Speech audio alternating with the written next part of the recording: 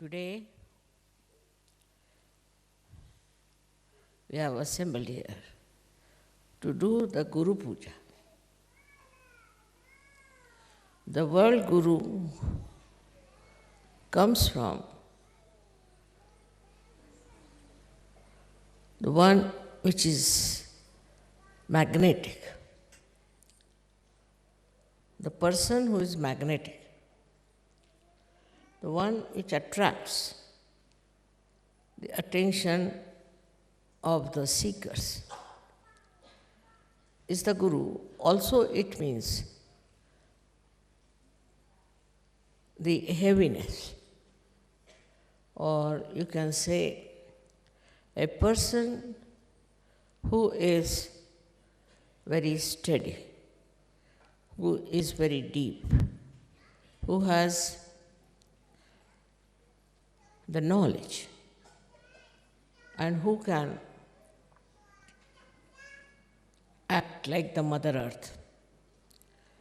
For the power of magnetism in the Mother Earth also is called as magnetic, but in Sanskrit is Gurutva-karshan.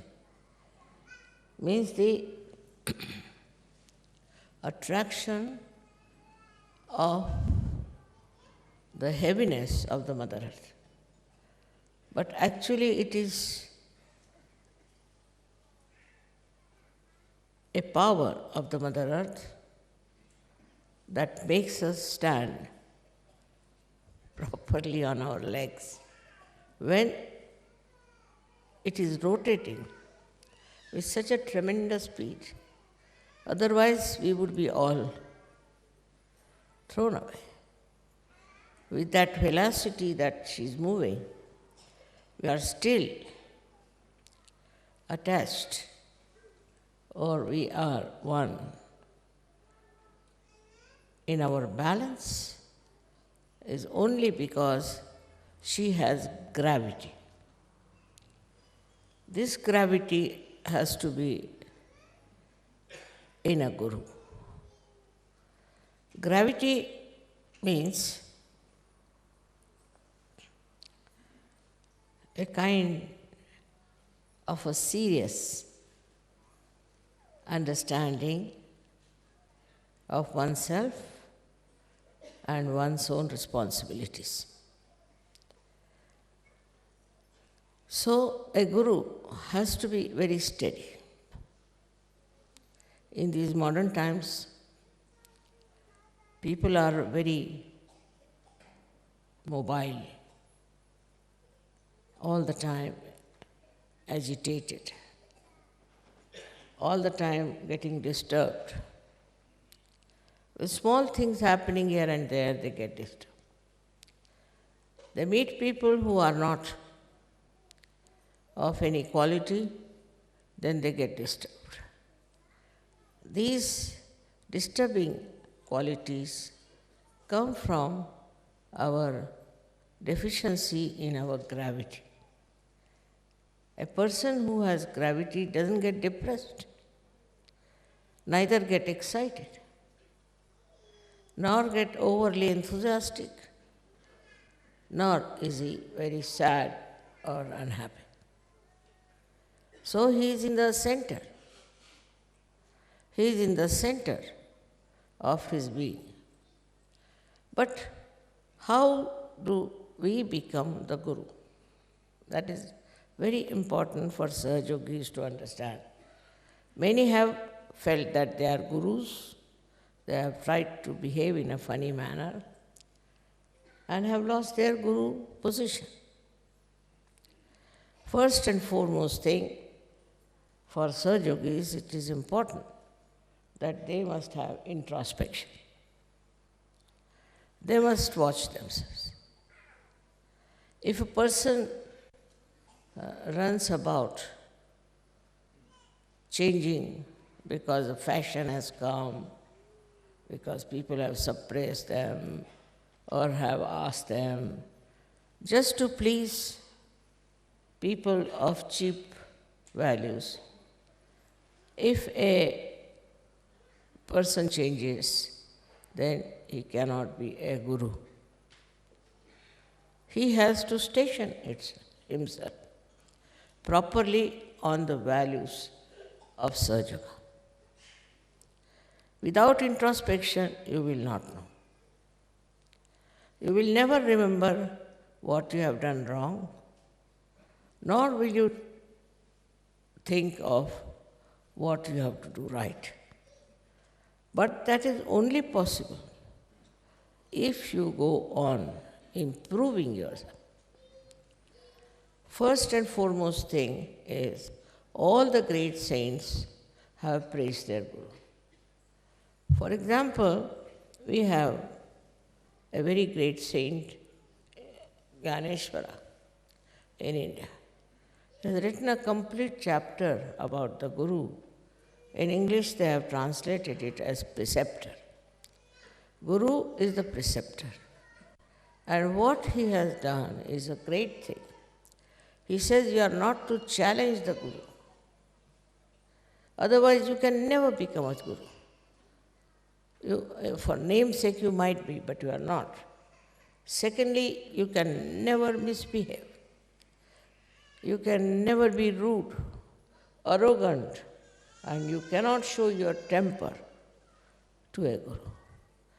If that is so, that means you are not a Guru, you are still on a very low level personality. It is very clearly said that if you try to say against other gurus who are real gurus, who are very high caliber, that also, then you are not a guru. But I would say that you all have got now vibrations. You all have got vibratory awareness.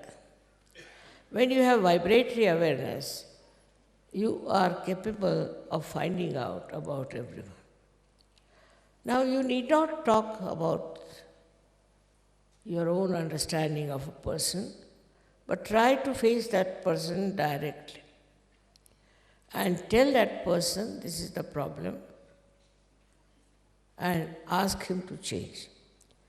But in Sahaja Yoga, we have something more than other gurus had.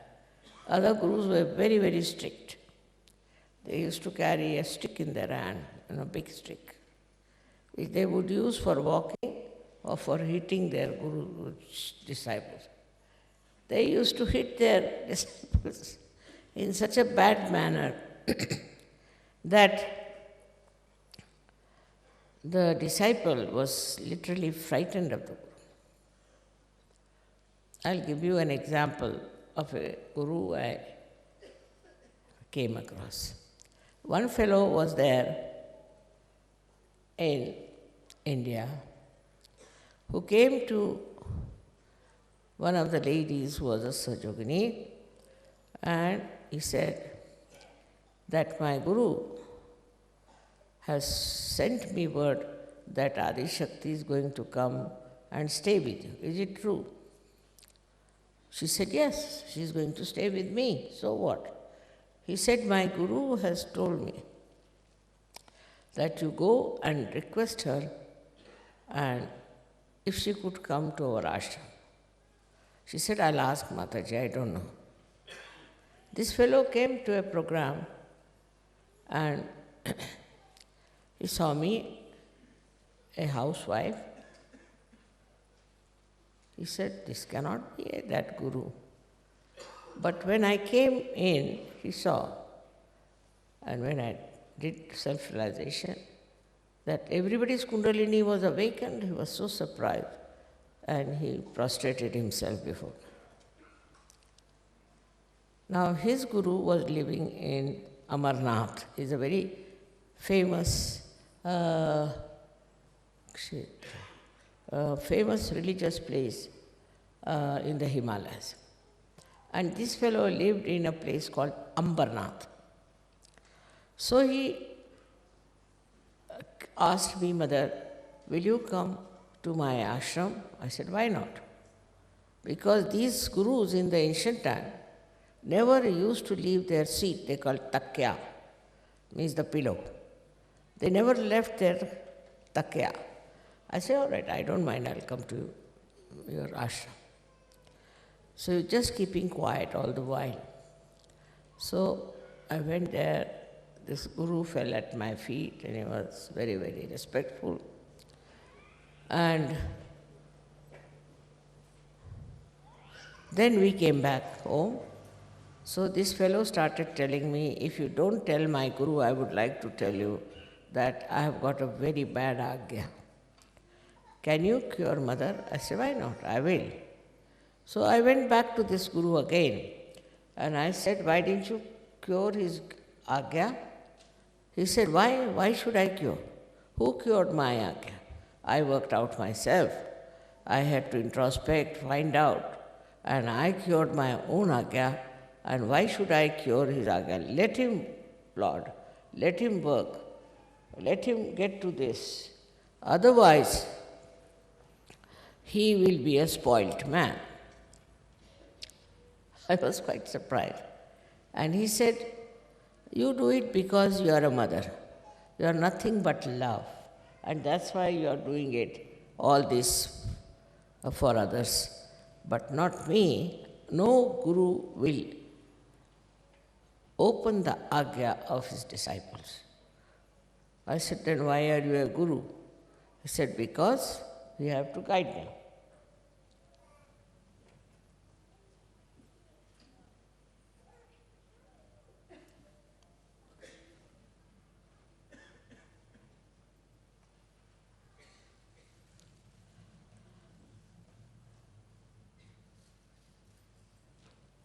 And if they have their agya badly cut out, if their attention is not all right, I am not bothered about it.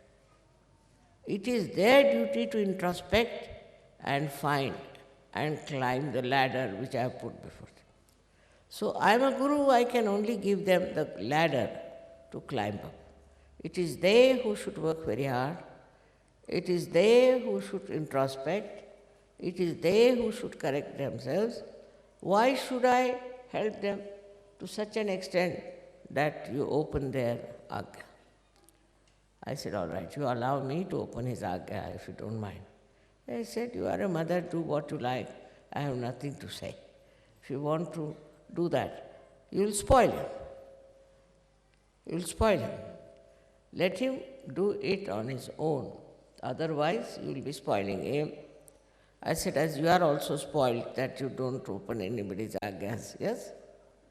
But whatever position I have achieved is a permanent one. So I opened his agya. Then this fellow on his way, he told me that his guru came back and he put me hanging on a well. And he used to every time lower the rope, so I would go into the water. 10 times he did it. But I said, why did he do such a cruel thing? He said, because he found me smoking a cigarette. My goodness. So I asked this guru, I said, why do you do such horrible things to your disciples? He said, otherwise, if you don't do like that, they will never rise, they'll never come up. You go on forgiving them, and the more you forgive, the worse they become. And they will show no assent at all. So you have to be very strict with them. Please don't spoil them all the time. I was really surprised. How could he say so? You see, he said, Mother, if you give everything free, you give them everything so easily, they will never value their self-respect. They will never value their self-realization. I said, it's not so. You have to give them a chance. You have to allow them to rise and to allow them to become something. Like Mother Earth, what she does, she sprouts the seeds, then the trees come up, then after that she gives them the fruits and she sees that the fruits are ripened. All does she do But she said, but they are not trees, you see. They are human beings. And they have freedom to become devils also. Ah. I said, all right, if there are devils, I can manage them. You just see how I can manage them. And if they are devils, they'll remain devils. You cannot change them. So he argued with me, and when he met Sahaja, he asked me, how many of you are willing to give life for Shri Mataji? Do you know what she has given you? They said, yes, we do. So they came to me and told Mother, he wanted us to give life for you. I said, there's no necessity. It's not necessary. Because he used to ask his disciples, perhaps. And then I met many like him, who were very strict gurus. Complete obedience was needed. Complete humility, complete surrender was needed. A word against the guru was not tolerated, but even you could not answer, you could not show any temper to a guru. Now I have met people who are like that sometimes. Then I stop talking to them, that's it.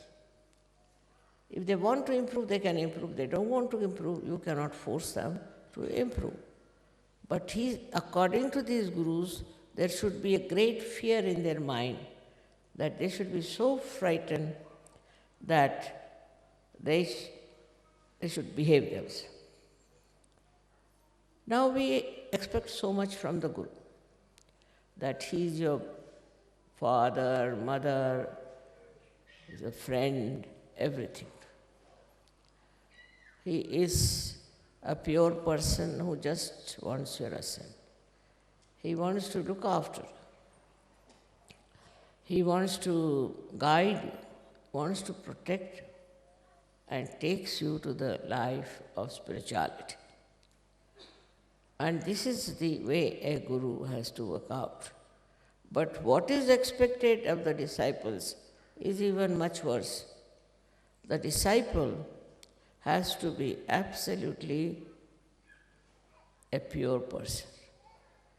He should have a pure desire to become a spiritual person.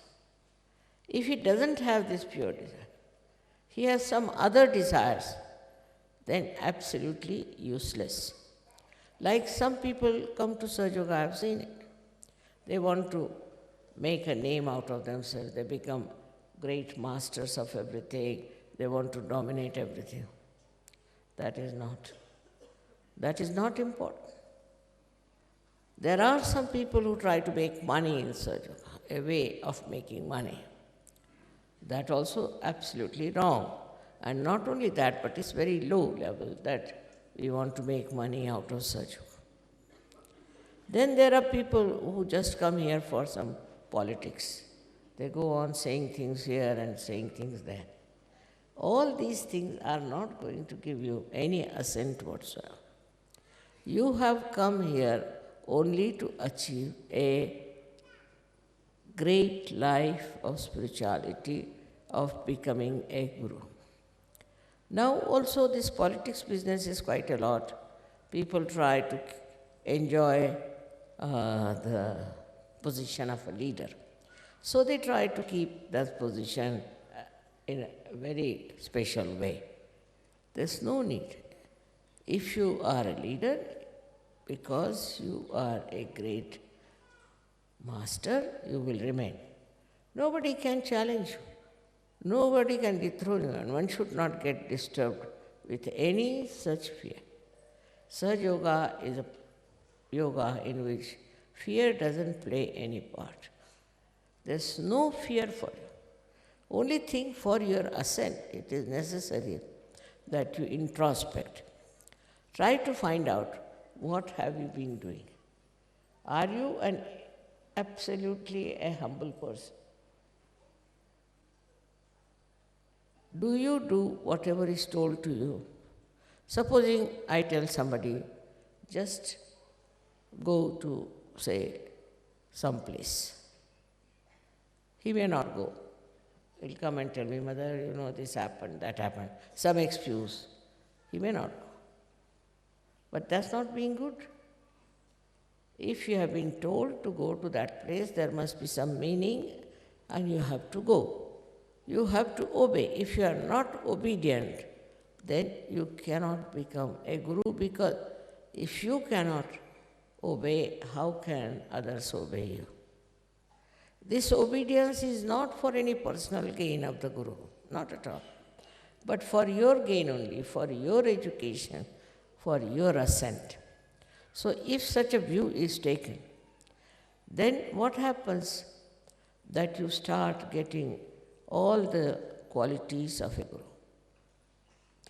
Firstly, a guru cannot be fussy man. First and foremost thing. I want this house, I want that thing, I can't like this, I can't like that. If a person who does not know how to get detached from all these habits, he cannot be a guru. How can he ascend? Of course, you have to try that you get rid of all these habits. There are funny habits which make you miserable. Doesn't make miserable others as it makes you miserable. No habit should cling to a guru. First and foremost is that he has to be beyond time. He should not worry about time. Many a times I have seen people, if they have to go to an airport, for example, something enters into their body, they become speedy suddenly, everybody. Even if I have to go, I am going. All of them will become speedy. Everybody starts running helter-skelter. Why? I am going, you are not going. But it happens. Like that, if you tell somebody you have to go to a function or for some felicitation, people start jumping about. And that's a very modern disease. It was not before. So they start seeing that we are getting late, getting upset. But if you go on worrying like that, you don't go beyond time. And when you go beyond time, you control time. Time is with you all the time. Whenever you go, it happens. I'll give an example of that. We had a little girl in Cabella who fell down. And she broke her hand very badly. I was about to leave for America. I had come out of my room. When I saw the child, I said, all right, doesn't matter. I'll cure this child first. They said, no, mother, but you are plain. I said, it's all right, forget it.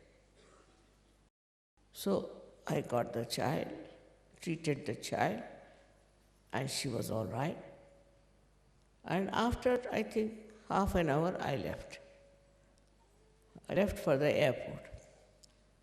And you'll be amazed to hear that that aeroplane was out of order, which was going to New York. So this plane is out of order. Then they said, all right, you can go by another plane which goes to Washington with the same ticket. I said, very good idea. Give me that. And I went by that. So that I reached Washington, which is a very, very nice airport to arrive, because there's no problem of customs, there is no crowd, nothing. All people go to New York, I don't know why. They should all go to Washington. It's very surprising. I discovered for myself that I wish I had not gone by that horrible plane to go to New York. Like that, everything works out. And the time comes what is good for you. It is such a lot of experience of mine which I can tell you, that to worry about time itself is a headache. If you leave it to this divine power and believe in it, then everything works out for your good. And if it does not, you must know that it is your testing. You must accept. You must learn to accept. Because whatever you have fixed up yourself as something very great is not. So what is the greatest thing you have to achieve? Your detachment. Then you become gunatit. Means, as you know, we have three gunas within us. One is that called is as sattva guna, is the best. But there are two other gunas which are, as you know, that left side and right side. Either you are a right-sided person or a left-sided person. These two gunas within us are of no importance. Supposing you are a right-sided person, then what happens to you? You become overactive. Overactivity gives you fatigue, gives you all kinds of diseases which you have seen, and you have to cure right side. Such a person is extremely speedy. He cannot sit in one place for 2 minutes, all the time jumping, and he creates problems for himself and his family. Then the left-sided person, which we call as the tamoguna. The right side is rajoguna and the left side is the one which is tamoguna. Tamo means darkness. Such a man is afraid of darkness. Darkness, everything he is afraid of. But he becomes a very intriguingly, very crooked person. He always tries to trouble people in a very crooked manner, not openly. While the right-sided man is openly a Hitler. But this one, the second one, the one who we call it Tamoguni, is the one who tries to trouble others very much. Rajoguni has an opinion of his own about everything. When he is so much having his own opinion, he goes on forcing it onto other person. But if you see his own life, he is in complete misery. He cannot carry on with people, he cannot talk to people, and there's a very big gap between himself, his spirit, and his being. The second type, the tamogunis, are the ones who end up with all kinds of diseases. Even the right-sided people get lots of diseases, but the left ones get it psychosomatic. Psychosomatic diseases are very dangerous and not curable by human doctors. So you have to take to surgery. But again you go to the right or to the left, again right to the left. This is not a very good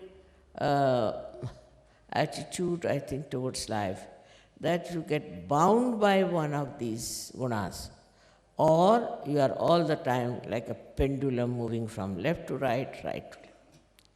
So you have to be a steady person. For that, you all have to meditate. I know immediately a person who meditates and I know who does not meditate. You will yourself know a person who meditates. It's a question of 10-15 minutes. But that you must do every night and morning about 5 minutes meditation. Then you develop your balance. You develop your tenacity.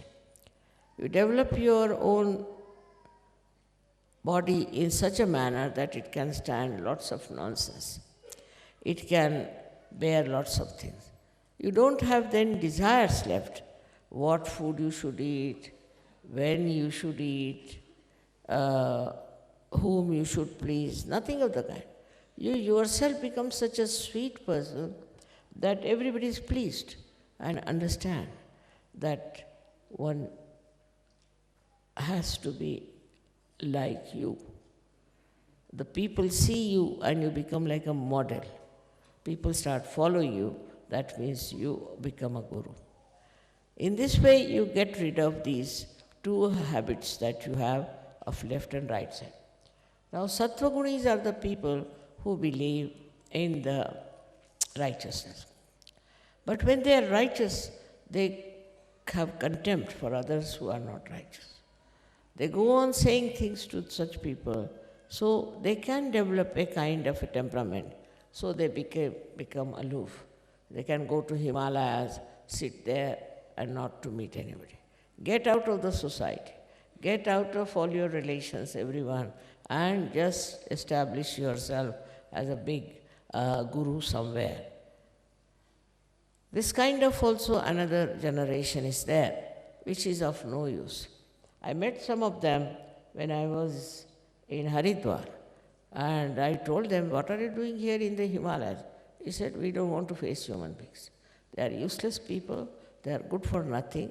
You do anything for them, they go on troubling you, we don't want to be there. So I said, why have you become guru? If you cannot manage them, if you cannot get out of the troubles they are giving you and out of all those things and remain in your peace, then what's the use of becoming this? He said, we have had enough of it. Some of them were over 100 years of age and all that. But I said, what's the use? Your life is of no use. You are staying here alone somewhere in the jungles. He said, the tigers, the snakes, all of them know us, that we are great. They don't trouble us. But these human beings are trouble. If we go down, they'll trouble us and torture us. We don't want to go there because they're very ambitious or they are very negative. Something is wrong with the human beings. None of them have reached a perfect state. So that all that, I was surprised how they are not at all willing to come down and be with us and be a part and parcel of us. They said, all right, mother, you have come, you are a mother.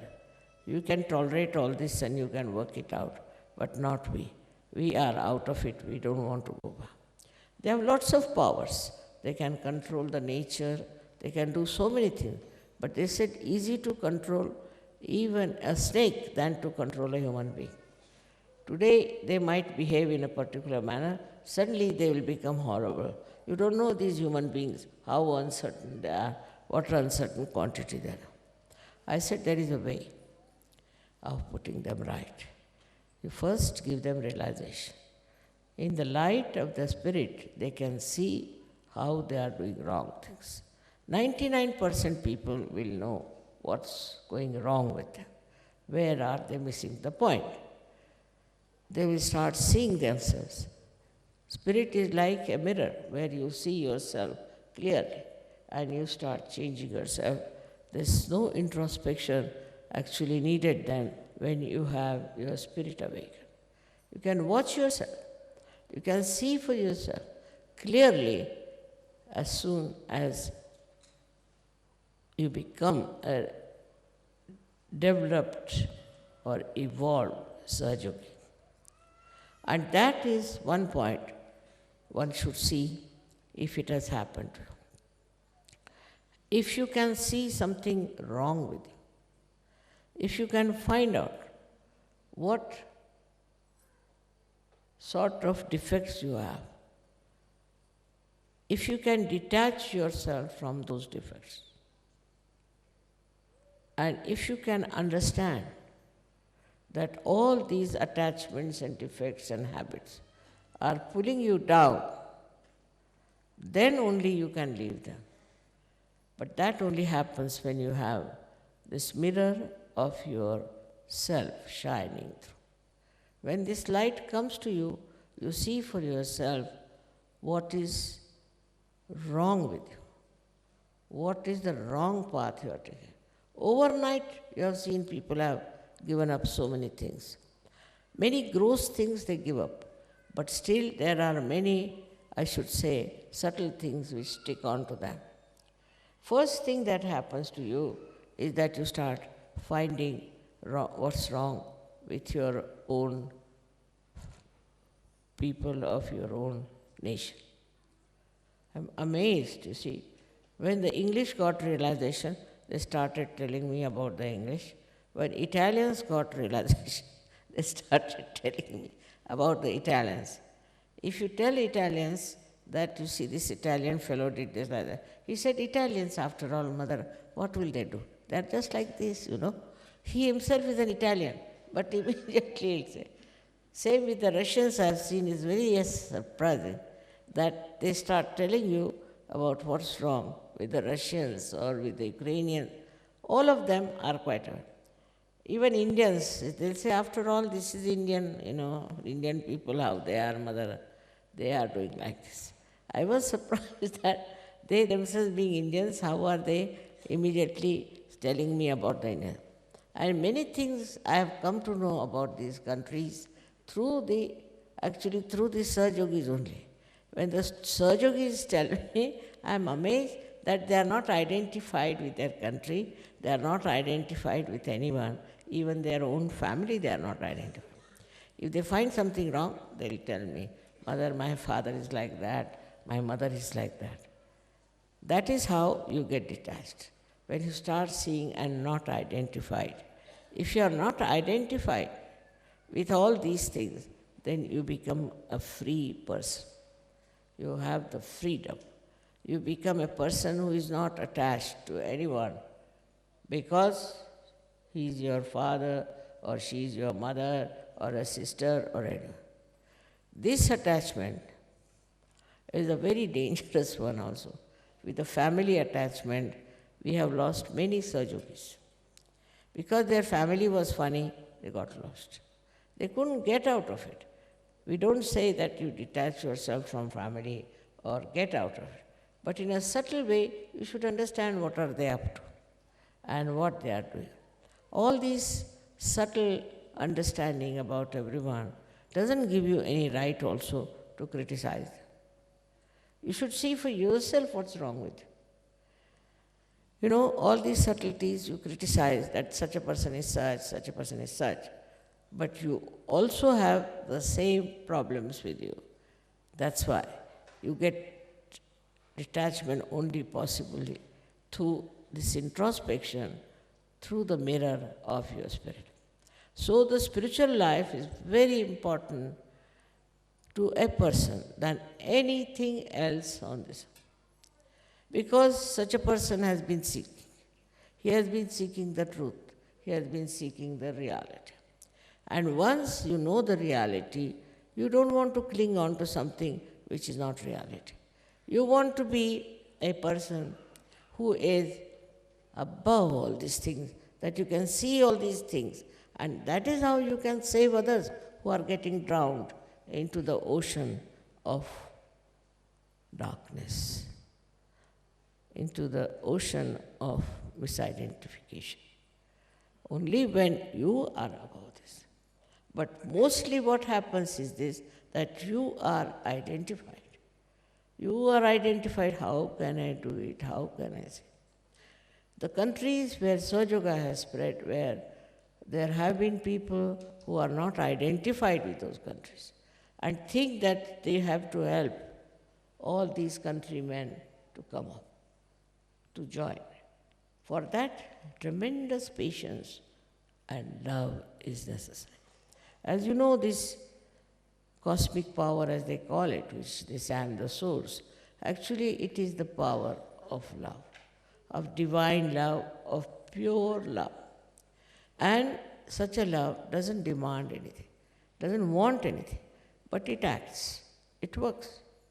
For example, if you love somebody, you would not like to do something to displease that person. Of course, there are some such yogis who do things which I really don't like, but I never show. I just keep quiet.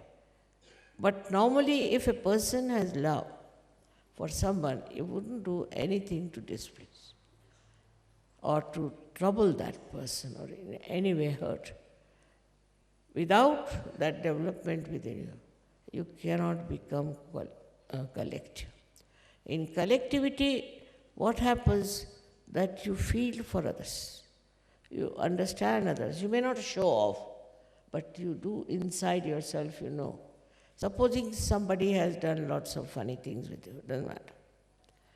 But gradually you will see he will change, gradually he will become better because he'll realize that whatever he has been doing has not been a correct thing to do. He will not only feel guilty, that's not the way, but he will say, I should correct. Why did I do like this? I should not have done. Gradually he will improve, but for that you should have a great sense of forgiveness, great sense of understanding. Under circumstances, people also misbehave because they have had no training how to be all right, how to be humble, they misbehave. Because in their culture, perhaps, there is nothing but just anger and arrogance is regarded something great. Also, they misbehave. Sometimes they come from such families where only arrogance is taught. So you can't help it. Such people are to be forgiven again and again and see that they change. Because I have a faith that all human beings can be made into beautiful flowers of fragrance, all the human beings. But I know there are some difficult ones. Why? Because they don't want. If they don't want, if they don't have the pure desire, you cannot force it on them. So forget. They are difficult people, forget about them. But those who want, those who have a great desire, which is absolutely pure desire, not for money, not for position, not for anything else, but for achieving a great state of spirituality, such people are to be helped at any cost. I know some of them have gone to very wrong gurus and they have suffered. They have a bad agya, they have all kinds of things. Doesn't matter. You should try to help them. If they can listen to you, if they can understand what you are telling them, I am sure it would work. It is worked out so much, as you can see now, that in the foreign countries where I was just an Indian, how people have taken to it, how they have understood me and how they have become Sahajogis of such a great value and level. We never had so many saints in the olden days, never. Only one saint would be born and he would be tortured. There were not so many to help each other and to protect each other. So, collectivity is to be learnt very well. How to be collective, how to be nice to each other. Because later on, when you become the guru, when you have to guide the people, you will know what are the problems of the collectivity are. Also, you will know how to overcome that, how to make collectivity perfect. And once you learn that thing, you will be amazed that you have mastered the art of being a guru. I would like to see so many of you becoming a real guru, real masters, not only in your jobs, in your talents, but in your own life. People should say that such and such person is a real guru. For that, as I said, you must learn obedience, complete obedience. Should not question the guru. Whatever is told to you must do. Though in Sahaja Yoga I do not say that. Today is the first time I am saying it, because I find so many of you fall a little short of becoming perfect. You don't have to sacrifice anything, I have told you. You don't have to give up anything. You don't have to give up your families or anything and do odd things just to show that you are perfect. But it's something, a state within yourself which you have to establish, where you become extremely humble, obedient, and you will be glowing with this light, I am sure. Once you understand the importance, then you will dedicate yourself to become a personality of a rare quality. It's very difficult, as people something say, but I think the easiest thing to be, because that's the most comfortable way of living in life. No use fighting, no use quarreling, nobody trying to show off and all that. The care of everyone, the suggestion of care is very much satisfying for others. Little care here and there. People like it, and that only comes from a very noble soul who bothers about small, small things, about whatever others need. It's not for your own advancement. It's not for your own sort of leadership, whatever we call, or for your own positions. then you are falling short. But it's for your own ascent, for your higher life, that you give up all these ideas of leadership and this and that. It's absurd the way sometimes I find some Sahajogis are so anxious to assert themselves as leaders. It's not correct. So many times I have explained to you that your own development, your own correction, your own position in Sahaja Yoga will say what you are. Whatever others may say doesn't matter. What you say about yourself, truly, truthfully, is the reality. And you must face yourself all the time. I would say especially for the ladies, because I'm a woman and I have worked very hard all these years. And as a woman, I must tell that all the ladies should try, because they always say we are Shaktis. But in their life, I don't see there's any work done as Shaktis. Only they're sort of dependents all the time on Sahaja Yoga. They have to stand up in their own freedom. They have to be independent, and they should have right ideas about everything. I'm sure if the ladies come up that way, Sahaja Yoga will spread very much. Men are working much more for Sahaja Yoga than women are. I can understand, because they have families, they have children, this thing. But the most important thing is that once you take to active Sahaja Yoga, then your children also come up well, the family is also looked after. After all, there is this divine power which looks after all of you. You must believe that this divine power thinks, understands, it organizes, above all, it loves you. This divine power has to be understood, that it is now your own, and that you are in the realm of this divine power, where you won't have any problems whatsoever. If you leave things to the divine power, it will all work out. As you know about this scientist who found out about me, I have to just say that he asked me that, how is it these so many hearts are made here? I said, people were singing the song, sitting in the heart of the universe. So these many hearts have come up.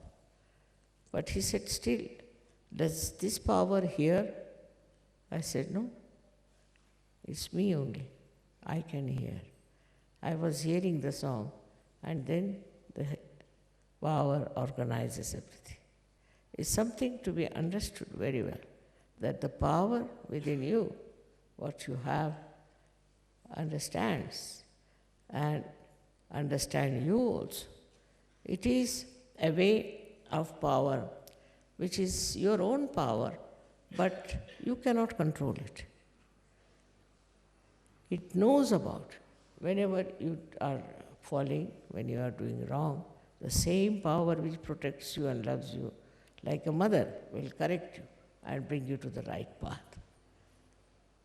I think now a new century is starting, and so many things have to happen. And all of you must decide that you will do this or that. Whatever is your understanding is about spreading Sahaja Yoga, you should try to, all of you should put your mind to it. If women can't go out, they can write down something. They can write about their spiritual ascent or about whatever their experiences are. So in any case, all those who have got also very miraculous photographs, they should send it over here. Very important is because this gentleman is coming here in September and he is going to analyze all of them. So it will be very nice of you if you can send it. Also, you write down about your different experiences you have had in Sahaja. That will be also a good idea. He told me that he would like to publish a book like that. And now the time has come for us to publish our miracles that have taken place. All of you have had some experience of the miracle. So I have to request you to send you as soon as possible, written well, in English language or in Hindi language or Marathi, because I don't understand other languages. And please don't send me in other languages. We'll have to appoint somebody to translate them in 14 languages, difficult thing. So I would request you to send that. I'm sure today's lecture you will again go through it and understand it and work it out. May God bless you.